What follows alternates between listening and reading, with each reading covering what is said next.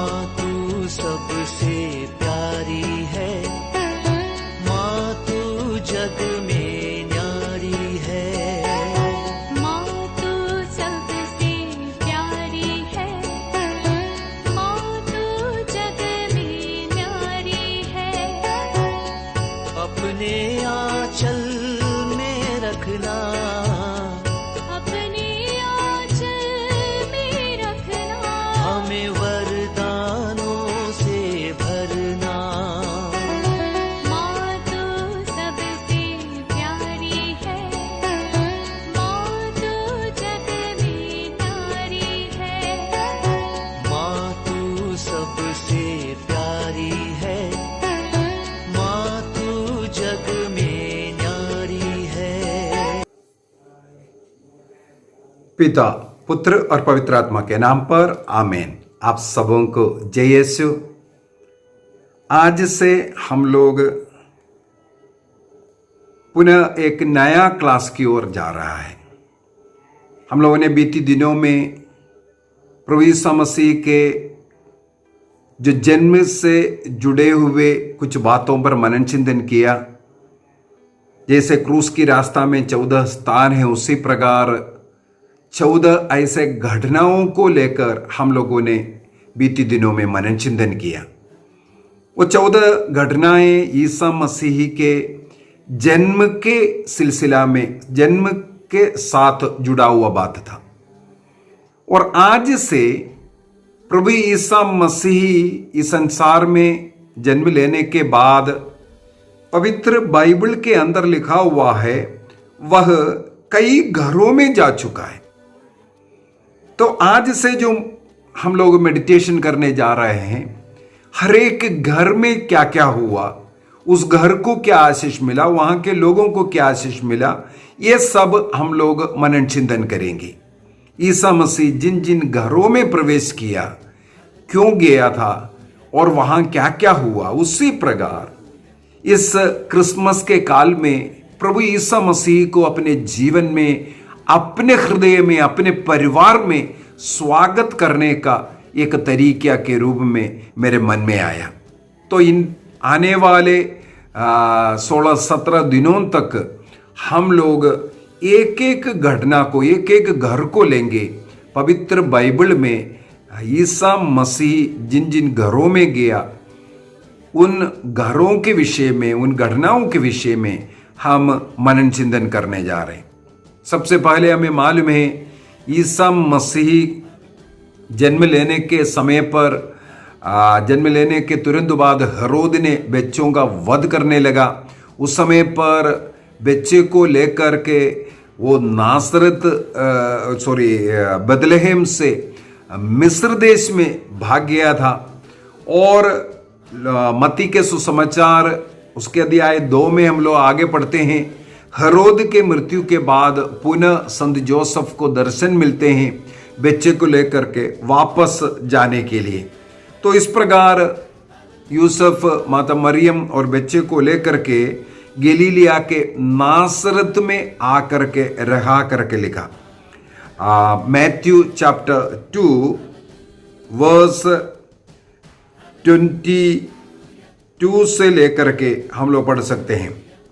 उसने सुना कि हरखलोस अपने पिता के स्थान पर यहूदिया के में राज्य करता है, इसलिए उसे वहां जाने में डर लगा और स्वप्न में यह चेतावनी पाकर गलीलिया चला गया। वहां वह नाजरत नामक नगर में जा बसा। इस प्रकार नबियों का एक कथन पूरा हुआ, यह नाजरी कहलाएगा। नाजरत में रहने के कारण ईसा नाजरी कहते हैं। तो ईसा मसीह के बाल्यावस्था में ईसा मसीह नाजरत में रहा। और उसी प्रकार हम लोग लूकस के सुसमाचार उसके अध्याय 2 में, लूकस के सुसमाचार अध्याय 2 वाक्य 39 से आगे, लूक चैप्टर 2 वर्स 39 ऑनवर्स हम लोग पढ़ते हैं। प्रभु की संहिता के अनुसार सब कुछ पूरा करने के बाद गलीलिया अपनी नगरी नाजरत लौटे। बालक बढ़ता गया, उसमें बल तथा बुद्धि का विकास होता गया और उस पर ईश्वर का अनुग्रह बना रहा। लूकस के अनुसार ईसा मसीह को नाजरत में जब लोग आकर के रहने लगा, कब? जन्म के 40 दिनों के बाद की घटना लिखा है, क्योंकि वाक्य 22 से अगर हम पढ़ेंगे, जब मूसा की संहिता के अनुसार शुद्धिकरण का दिन आया तो वे बालक को प्रभु को अर्पित करने के लिए यरूशलेम ले गए। ये जो लड़का अगर पहलौठा लड़का है तो प्रसव के 40 दिनों के बाद शुद्धिकरण का जो कार्य करना है, इसका मतलब है ईसा मसीह को लेकर के जन्म के 40 दिन के बाद मंदिर लेकर के गए थे। जो भी विधियां हैं वो पूरा संपन्न करने के बाद वे नासरत आकर के रहे। और इस प्रकार हम लोग पढ़ सकते हैं ईसा मसीह का बाल्यावस्था नासरत में ही हुआ था। ईसा मसीह अपने माता पिता के साथ बाल्यावस्था में नासरत के घर में रहा था। तो ईसा मसीह का पहला जो घर हम बोल सकते हैं नासरत का, इसलिए हम लोग नासरत का पवित्र घराना भी कहते हैं, the Holi family of Nazareth. और वहां पर वाक्य लूक चैप्टर 2 वर्स 40 में हम लोग पढ़ते हैं, बालक बढ़ता गया, उसमें बल तथा बुद्धि का विकास होता गया और उस पर ईश्वर का अनुग्रह बना रहा। तो ईसा मसीह इस घर में रहकर माता पिता का अधीन रहकर, माता पिता का कहना मानकर, उनके द्वारा सिखाने वाला तरीका, वे उन्हें मंदिर लेकर जाते थे, सिनगोग लेके जाते थे, प्रार्थना भवनों में लेके जाते थे, वहां सब उनके साथ रहकर वो सीखा, बड़ा हुआ, बुद्धि और शरीर में विकसित होता गया करके हम लोग पढ़ते हैं। इसके बाद तुरंत 12 साल की उम्र के विषय में लिखा हुआ है। 12 साल के में भी प्रथा के अनुसार, जैसे हर साल वे यरूशलेम मंदिर जाता था, उसी प्रकार प्रथा के अनुसार पर्व मनाने के लिए, पास्का पर्व, उसको मनाने के लिए वे यरूशलेम गए थे। माता पिता के अज्ञानता में, अनजाने में बालक यीशु मंदिर में रुक गया था। एक दिन के सफर के बाद जब माता पिता को पता चला उनके झुंड में, ग्रुप में ईसा मसीह नहीं है, तो वो उन्हें ढूंढ करके फिर वापस यरूशलेम जाते हैं। 3 दिन के बाद तीसरे दिन जो ईसा मसीह को मंदिर में पाते हैं। मंदिर में जब पाया, उस समय पर शास्त्रियों के साथ वे बातें कर रहे थे, उनसे सवाल कर रहे थे और उनके सवालों का ये जवाब भी देते रहे थे। लोग सब इनका बुद्धि और ज्ञान को देख करके भ्रमित हो रहा था। तो माता पिता के साथ फिर वो लौट करके आते हैं और नासरत के उसी घर में वापस रहते हैं। वहां पर भी यही लिखा है, लूक चैप्टर 2 वर्स 51 एंड 52, ईसा उनके साथ नासरत गए और उनके अधीन रहे। उनकी माता ने इन सब बातों को अपने हृदय में संचित रखा। ईसा की बुद्धि और शरीर का विकास होता गया, ईश्वर तथा मनुष्यों के अनुग्रह में बढ़ते गए। एक बच्चे को ये बहुत ही जरूरी बात है, अपने माता पिता के अधीन रहना, माता पिता से जीवन सीखना, माता पिता किस प्रकार प्रार्थना करते हैं, किस प्रकार ईश्वर से जुड़ते रहते हैं, उसी प्रकार बच्चे को एक शिक्षा मिलता है। माता पिता के अधीन रहकर, उनसे जुड़े रहकर ईश्वर की ज्ञान में बढ़ना। केवल इतना ही नहीं, संसारिक ज्ञान भी मिलता है और इसमें ईश्वर का अनुग्रह और मनुष्यों का अनुग्रह, जो ईश्वर का अनुग्रह माता पिता को मिलता है, वो माता पिता के द्वारा बच्चों पर आते हैं। इसके लिए माता पिता के अधीन, माता पिता का कहना मानकर जिस प्रकार बालक यीशु रहा, उसी प्रकार हमें भी रहने की जरूरत है। बालक यीशु सब बच्चों के लिए एक अच्छा उदाहरण है, किस प्रकार माता पिता के अधीन रहना चाहिए, माता पिता का कहना मानकर रहना चाहिए। इस प्रकार माता पिता की सेवा करते हुए, उनके इशारे पर चलते हुए मसीह बुद्धि और शरीर में विकसित हुआ और ईश्वर का अनुग्रह उनमें आने का कारण यही हुआ और मनुष्यों का अनुग्रह भी मिलने लगा। सब लोगों के सामने एक अच्छा बालक के रूप में रहना, एक अच्छा स्वभाव का बेटा बनकर के रहना, इसलिए मनुष्य सब उन्हें आशीष देता था, आशीर्वाद देता था। बच्चों को ये आशीर्वाद की जरूरत है, अपने से बड़ों का आशीर्वाद, अपने माता पिता का आशीर्वाद, अन्य लोगों का आशीर्वाद, अपने गुरुजनों का आशीर्वाद। ये आशीर्वाद संसार के धन से भी बहुत कीमती चीज होता है। मनुष्य को ईश्वर के अनुग्रह की जरूरत है, आशीष की जरूरत है। वो ईश्वर किसी के द्वारा भी हमें दे सकता है, इसलिए अन्य लोगों का आशीर्वाद का हमें एक इच्छा रखने की जरूरत है। विशेषकर हमें अपना घर के बुजुर्ग लोग, अपने माता पिता का सब आदर सम्मान करते हुए, उनकी इच्छा के अनुसार चलते हुए, कई बार अपनी इच्छाओं को कुर्बान करने की जरूरत है, जो माता पिता की इच्छा के अनुसार रहने के लिए। जो लोग माता पिता की इच्छा के अनुसार उनके अधीन रहेगा, उन्हें कृपा मिलता है, आशीष मिलता है। क्योंकि ईश्वर ने अब्राहम को आशीर्वाद देकर के कहा, यह आशीर्वाद अब पीढ़ी दर पीढ़ी जाएगा।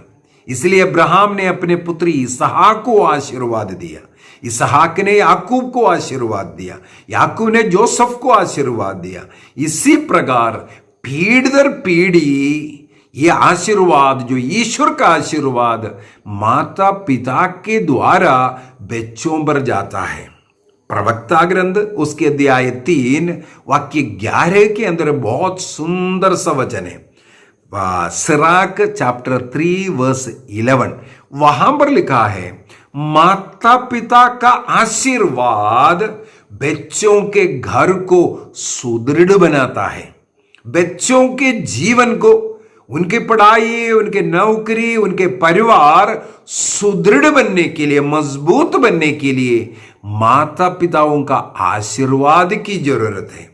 और इसके बाद अगला लाइन में लिखा हुआ है 11 में, अगला लिखा हुआ है, यदि माता पिता का आंसू घर में गिरेगा, वो घर का नींव को उखाड़ देगा। इसका मतलब माता पिता का आशीर्वाद के बगैर बच्चों का घर सुदृढ़ नहीं बन सकता है। बच्चों के घर को सुदृढ़ बनाने वाला आशीर्वाद ईश्वर माता पिता के द्वारा संतानों को देता है। इसलिए हर समय कोशिश करना है अपने माता पिता के, जैसे बालक यीशु अपने माता पिता के अधीन रहे।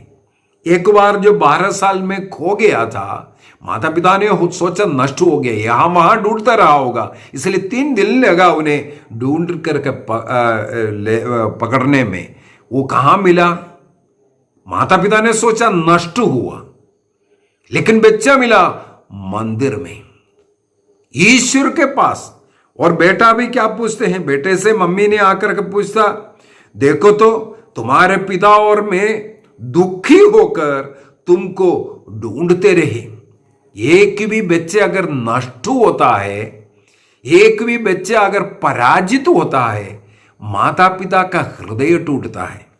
एक बच्चा अगर नाश हुआ, बुरी आदत में फंस गया, कहीं किसी के साथ भाग गया, इस प्रकार का जो घटना है माता पिता का हृदय को तोड़ता है। यहां पर ईसा मसीह नष्ट हुआ, ये सोच करके माता पिता बड़े दुखी होकर के उन्हें ढूंढने लगे।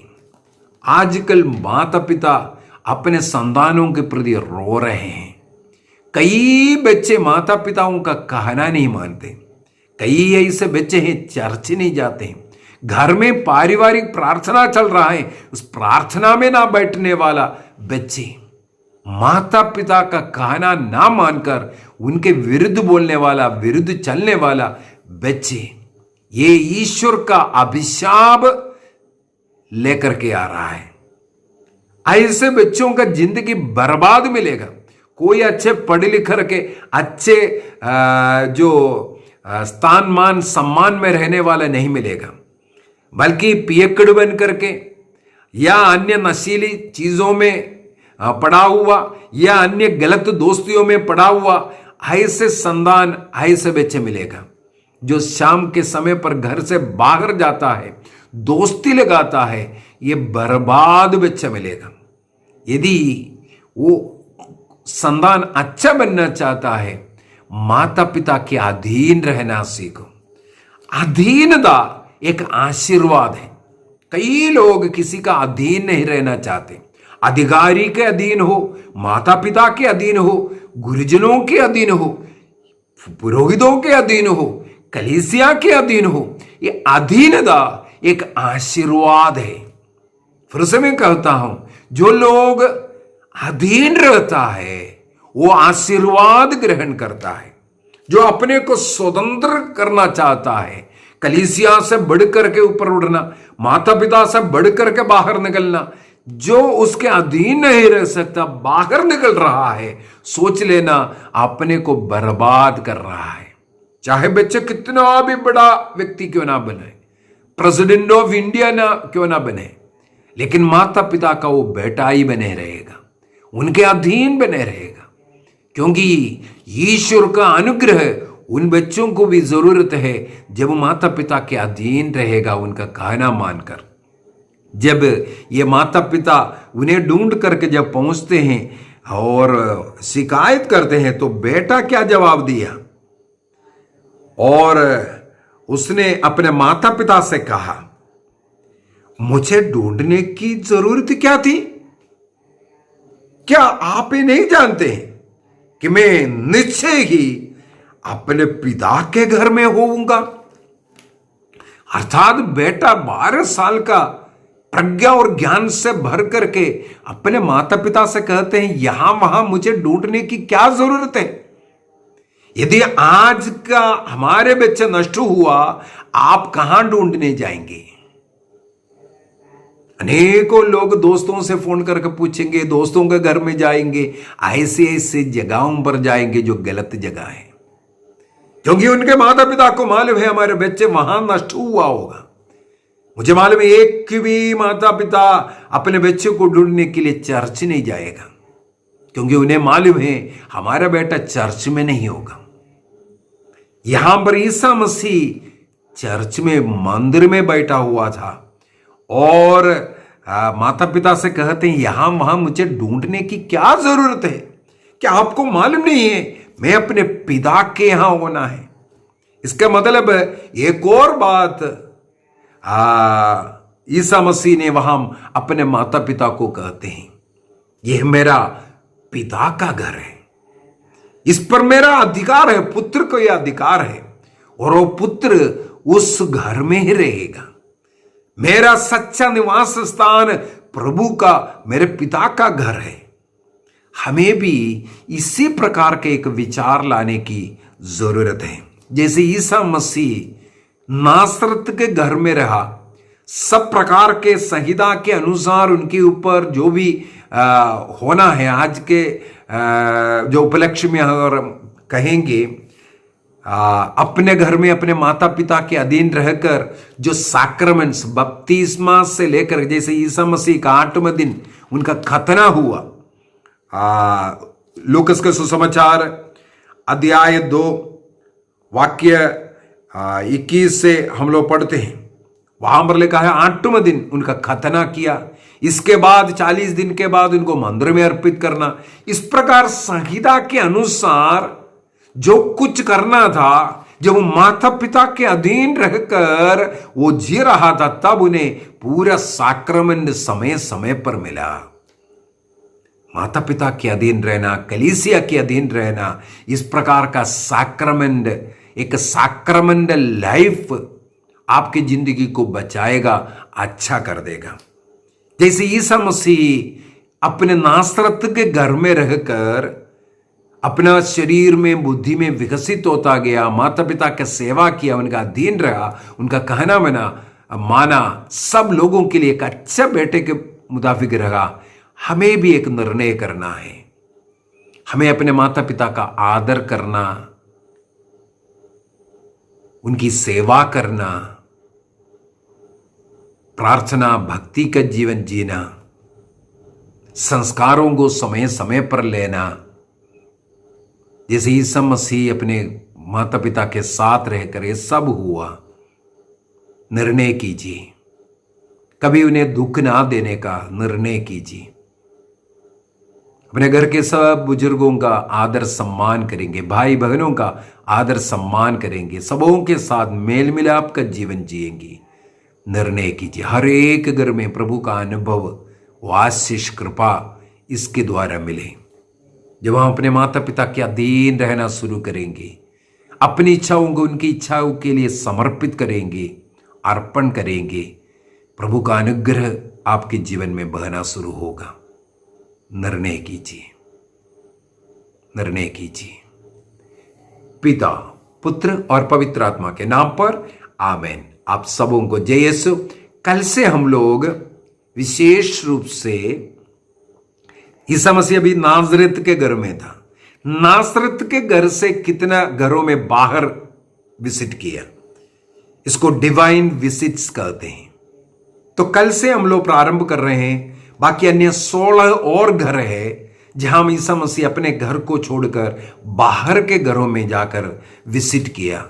उन घरों का दौरा हम भी करेंगे और उसके साथ हम भी प्रार्थना करेंगे। वही आशीष, कृपा इन 16 घरों को प्रभु ने दिया। उन आशीषों से हमारे घरों को भरने का हम प्रयास करेंगे। जय यीशु।